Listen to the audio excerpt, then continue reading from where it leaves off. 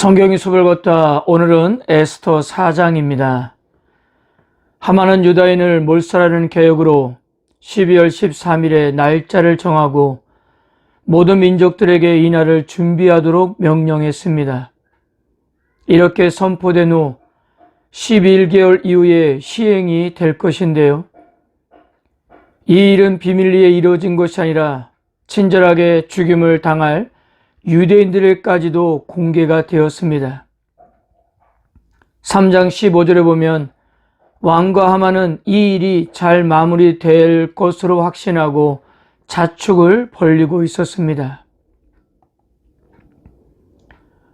그러나 모르드게와 유다인들은 자신의 민족이 당할 일에 대한 슬픔을 공개적으로 표현했습니다. 1절 보세요. 모르드게가 이 모든 일을 알고 자기의 옷을 찢고 굵은 베옷을 입고 죄를 뒤집어 쓰고 성중에 나가서 대성통곡하며 3절 왕의 명령과 조서가 각 지방에 이름에 유다인이 크게 애통하여 금식하며 울며 부르짖고 굵은 베옷을 입고 죄에 누운 자가 무수하더라. 차라리 일이 은밀하게 진행되었다면 모르고 당할 수도 있었겠지만 이미 자신들의 운명이 결정되고 그 시간을 기다린다는 것은 정말 힘들었을 것입니다. 그래서 모르드게도 그렇고 나머지 유다인들은 금식하며 부르짖을 수밖에 없었는데요. 이곳에 하나님의 이름이 언급되어 있지 않을 뿐 그들이 부르짖었던 대상은 바로 하나님이셨던 것입니다. 어제 에스더 3장에서 출애굽 6월절에 대해서 잠시 이야기하지 않았습니까? 더 이상 애굽에서의 노예로 살 수 없다는 백성들의 부르짖음에 하나님은 모세를 통해서 본격적으로 개입하셨는데요. 마찬가지로 하만이 페르시아 제국에서 유다인들을 색출하여 죽이라는 각 지방에 보낸 조서가 전달된 사항에서 하나님이 이제부터 에스더를 통해서 본격적인 역사를 이루신다는 사실입니다. 자기 백성을 구원하시기 위하여 이미 5년 전에 그녀를 왕위에 세워 놓았기 때문이에요. 그러므로 이 사건은 하나님의 섭리와 예정이 가장 밝게 빛나는 이야기였던 것입니다. 놀라운 것은요, 하나님은 단 한 번도 모습을 드러내지 않으면서 이 모든 일을 이루셨다는 사실입니다.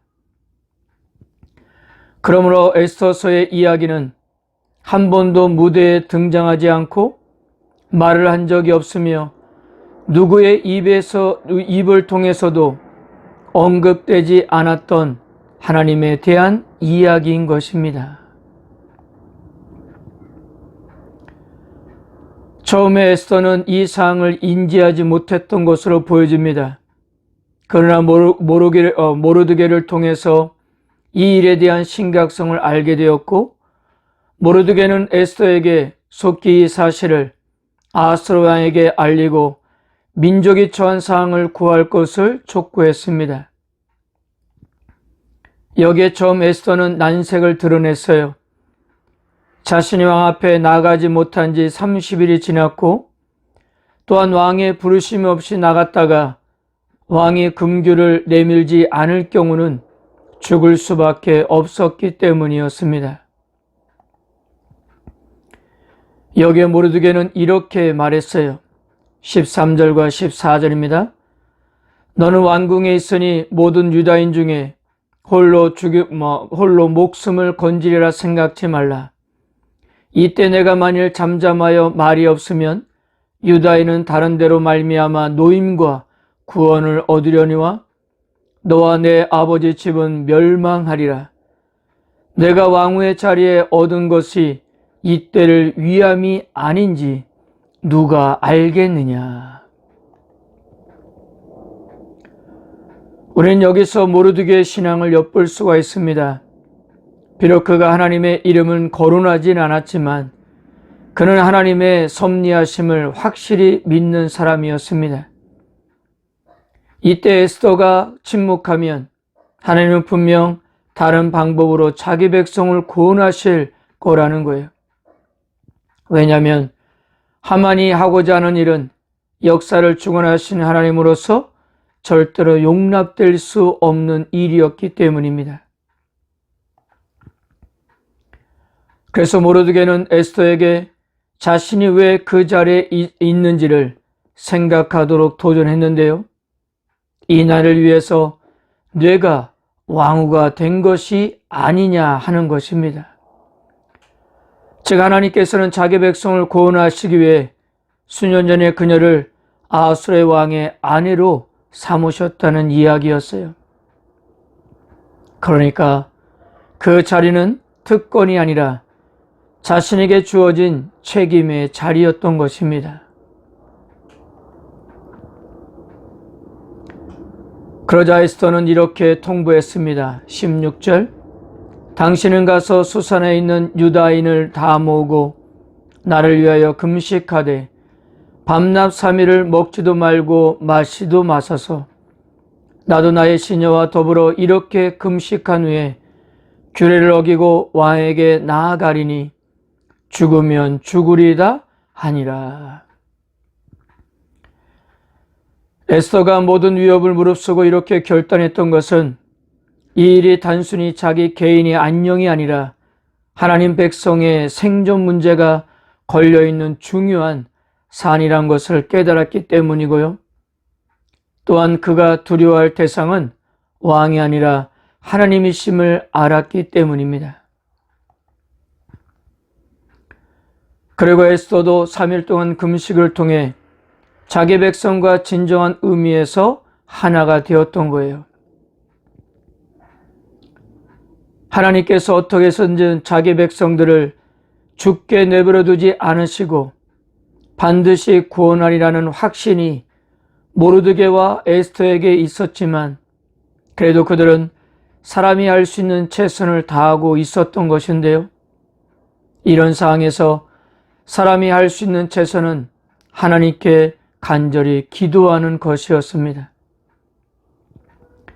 금식하며 하는 기도는 죽기를 각오하고 생명을 걸고 하는 기도인데요. 하나님 외에 다른 길이 없기 때문이었습니다.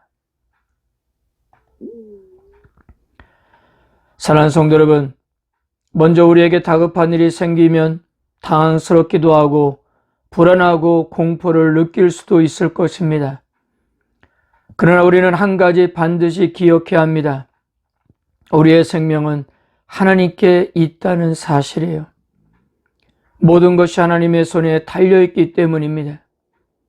그러므로 우리들도 어떤 상황에서도 가장 먼저 해야 할 일은 하나님께 무릎을 꿇는 일인 거예요.